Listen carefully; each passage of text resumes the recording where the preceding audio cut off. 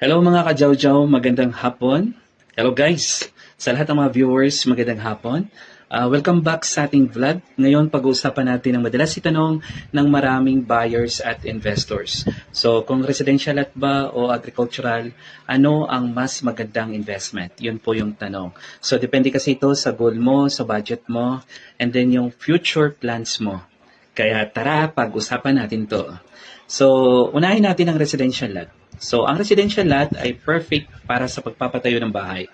So, apartment. So, rental investment o pang future home investment. So, usually malapit ito sa schools, malls, hospitals at main roads, kaya mataas agad ang demand.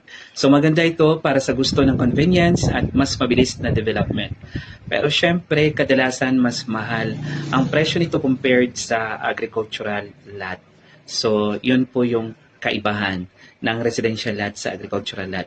So ngayon naman sa agricultural lot, mas affordable ito at mas malalaki ang cuts ng lupa. Perfect ito para sa farm lots, rest house, long-term investment, backyard farming, o future developments. And then sa lahat ng mga naghahanap ng mga farm lot na subdivided na may minimum cut na 100 square meter, 200, 300, depende sa'yo, ay meron po tayo installment. Utang po payable hanggang 3 years to 5 years.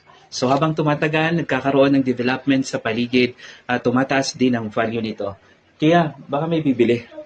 So ano ang mas maganda? Yun po yung tanong. Kung gusto mo ng bahay o negosyo agad, so residential lot. Pero kung long-term investment at mas affordable na property, so agricultural lot. Kasi malaki po yung lot area niya. So sa huli, ang pinakamagandang investment ay yung pasok sa budget mo at align sa future goals mo. So kung naghahanap kayo ng residential or agricultural lots, message nyo lang kami para matulungan namin kayo at makahanap ng tamang property para sa'yo. May bibili yan?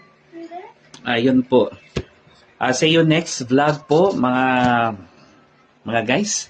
And then PM nyo lang po ako kung naghahanap po kayo ng subdivided lot na installment. Maraming salamat po. Bye-bye.